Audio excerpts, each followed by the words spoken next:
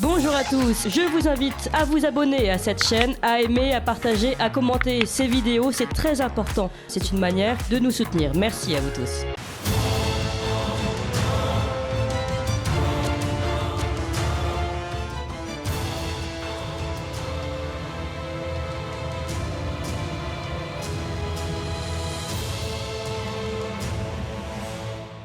Bonjour Sophie Mageran. Bonjour Corentin. Alors vous revenez, il faut le dire aux auditeurs, d'Ouzbékistan. Alors comment ça s'est passé ? Écoutez, très bien, quel beau pays.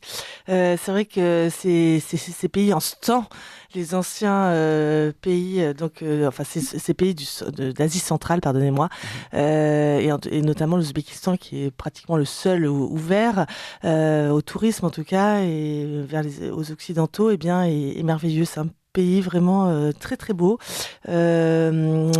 qui accueille les visiteurs de manière remarquable. La population est d'une extrême gentillesse, mais c'est très impressionnant.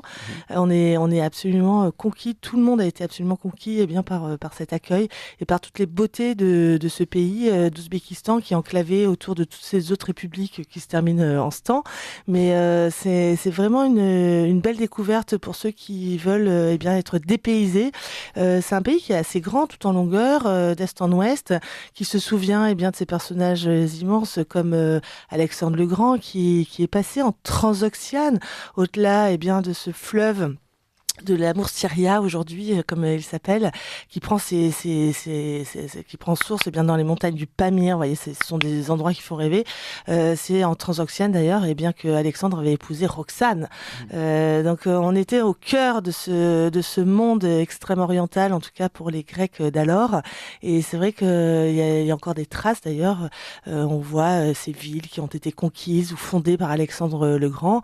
On se souvient aussi, bien sûr, des passages de Gengis Khan, de Tamerlan, de ses ambassades ou de ses commerces, à la suite de Marco Polo ou même de cette ambassade envoyée par un Saint-Louis qui a essayé de contacter le grand Khan, le mongol, pour prendre, qui l'a fait d'ailleurs. Il n'a pas seulement essayé, il a envoyé cette ambassade pour prendre à revers les Seldjouks et les Mamelouks qui occupaient la Terre Sainte. Donc vous voyez, il y a une terre de passage, puis c'est route de la soie finalement, parce que vous passez, vous repassez dans un autre sens, vous contrôlez surtout ces routes caravanières qui ont permis depuis fort longtemps de transporter ces balles de soie depuis la Chine jusqu'en Occident. Voilà. Donc un voyage merveilleux, vraiment très très beau. Et c'est là où il y a la mosquée bleue, c'est ça? Oui, non alors vous avez je sais plus comment ça s'appelle. Vous avez toutes ces villes comme Boukhara, Khiva, Boukhara, et puis bien sûr Samarcande qui fait rêver sans doute tous les auditeurs, avec à Samarcande ces immenses monuments, mais d'une beauté inouïe, avec ces bleus indigo ou turquoise qui furent construits par tous ces monuments par un certain Tamerlan, le fameux Amir Timour, qui certes fut peut-être sanguinaire, mais en tout cas grand bâtisseur pour sa capitale.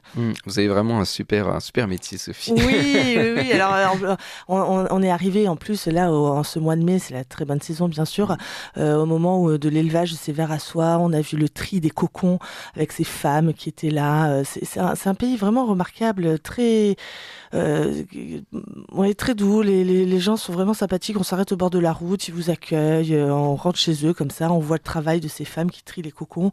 C'est très étonnant. On remonte dans le temps, une société très traditionnelle, beaucoup de jeunes, beaucoup d'enfants, des familles très unies. Il n'y a pas un mot plus haut qu'un autre. C'est d'une propreté remarquable. Et ensuite, figurez-vous que j'ai enchaîné un autre voyage, un autre accompagnement en Sicile où c'est quand même un petit peu moins propre à certains endroits. Et il faut le souligner, et c'est étonnant. Et alors, l'Ouzbékistan, peut-être que l'année prochaine, il y aura de nouveau un voyage en Ouzbékistan. Certainement. On vous alertera. Alors, nous, là, on va partir en Syrie avec SOS Chrétien d'Orient, avec Benjamin Blanchard, que vous connaissez bien, qui a une émission ici sur Radio Courtoisie.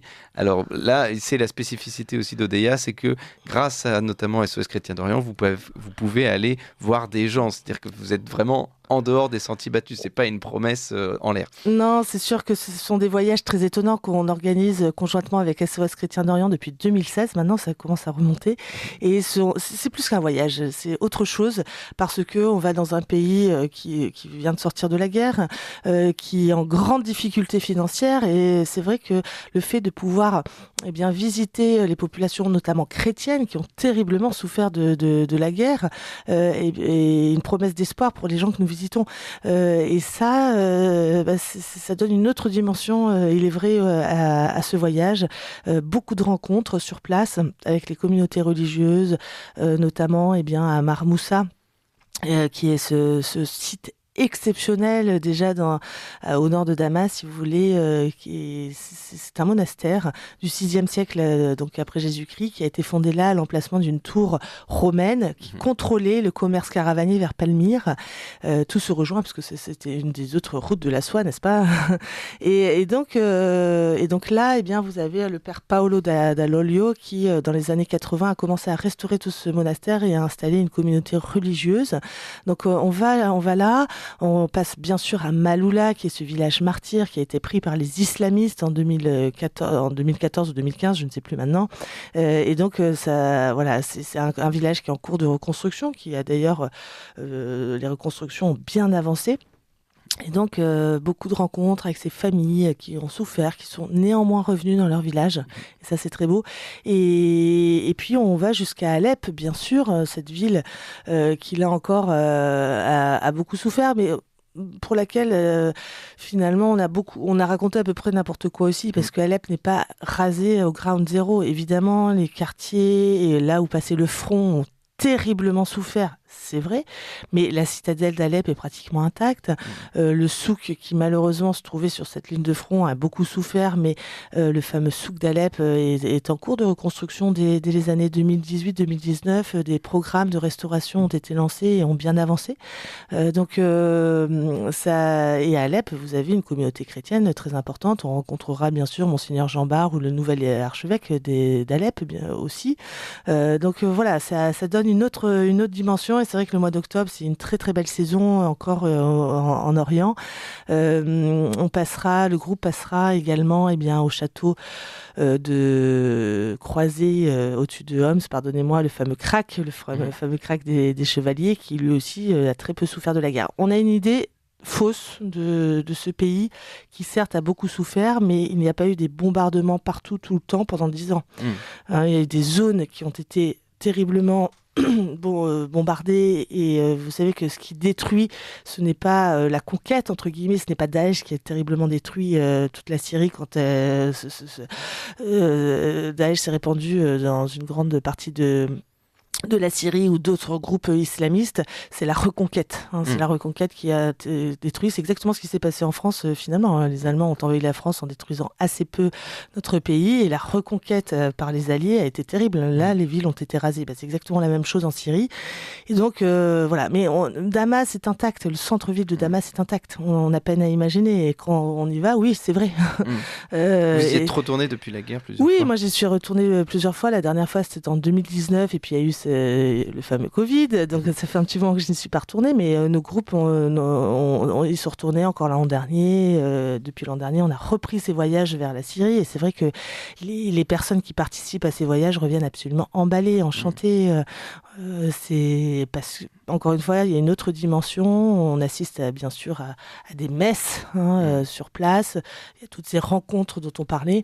Avec Benjamin Blanchard qui connaît merveilleusement bien le Moyen-Orient, la Syrie particulièrement. Benjamin Blanchard qui connaît très bien toute cette région, qui est un excellent accompagnateur d'ailleurs, très très apprécié des voyageurs, et puis qui sait parler aussi par exemple de toutes les églises orientales qui sont extrêmement compliquées. Il a l'art de simplifier et d'exposer cela de manière tout à fait simple, et donc ça donne là aussi un autre relief au voyage. Et puis elle a toute son expérience, puisque ça fait plus de 10 ans maintenant dans le cadre de SOS Chrétien d'Orient que Benjamin Blanchard voyage dans tous ces pays, et donc il a des choses à raconter. Il a été témoin de ce qui s'est passé à la fois en Syrie, au Liban, en Jordanie, où SOS Chrétien d'Orient a également, je crois, une antenne, et en Irak bien sûr. Donc oui, ce sont des voyages passionnant et avec une autre dimension. Et donc aujourd'hui, au niveau de la guerre, vous dites qu'il n'y a plus de problème d'insécurité, il n'y a plus de problème de Covid déjà. Oui, c'est ça, le Covid c'est terminé, on dirait que ça n'a jamais existé d'ailleurs, Oui. On reprend nos voyages de manière tout à fait comme dans le monde d'avant, donc ça c'est plutôt une bonne nouvelle. La guerre, écoutez, de toute façon nous on n'a jamais été dans les zones de guerre, ce n'est pas du tout le but, donc voilà, il suffit de rester dans des zones qui sont contrôlées et pacifiées. Et oui, on s'est jamais senti en insécurité. Moi, j'ai toujours, je me souviens la première fois que je suis allée à Alep, pardonnez-moi, à Damas en 2016, je me suis promenée tout à fait tranquillement et librement dans la vieille ville de Damas, en étant avec simplement un guide local. Je n'ai jamais eu un sentiment d'insécurité. C'est très paradoxal, mais c'est ainsi.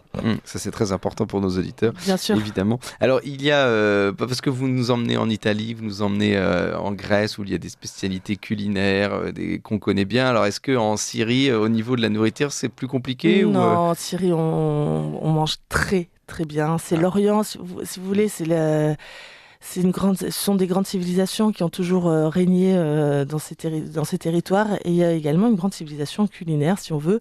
Alors là, si vous connaissez la nourriture, pardonnez-moi, libanaise, la cuisine libanaise, ça ressemble énormément. C'est très fin. On a une cuisine très très fine, surtout à Alep, figurez-vous. Vous avez des plats qu'on ne trouve nulle part ailleurs, et Alep est réputée pour sa cuisine, voire sa gastronomie. Et c'est vrai que c'est très agréable. Ça, c'est terrible parce qu'aujourd'hui, en Syrie, il y a une inflation, la population souffre maintenant. Ils vivaient mieux pendant la guerre, c'est ce qu'ils disent. C'est fou, mais c'est comment ainsi. se fait-il ? Parce qu'ils sont étranglés financièrement par un embargo terrible organisé par les États-Unis, et donc l'argent transite et se transfère beaucoup moins bien qu'il y a simplement quelques années, juste avant le Covid. Cette loi et cet embargo César a été mené et a été organisé par les États-Unis, et donc c'est terrible parce que la population souffre plus maintenant que pendant le conflit. Ça paraît quand même extraordinaire, mais c'est ainsi. Et donc oui, et ça c'est le paradoxe aussi de ces visiteurs comme nous qui arrivons et on peut accéder à de bons restaurants, etc., alors que pour la population c'est beaucoup plus difficile de se nourrir parce qu'il manque d'argent. Voilà. Donc il faut aller en Syrie aussi pour soutenir les Syriens, soutenir les chrétiens d'Orient. Voilà, du 7 au 14 octobre avec Benjamin Blanchard et vous, Sophie Mageran, de l'agence Odeia. Alors non, vous n'y serez pas. Je n'y serai pas. Mais il y a d'autres voyages où vous êtes. Merci Sophie de nous faire voyager tous les vendredis. Avec on a toujours grand envie plaisir de partir avec vous.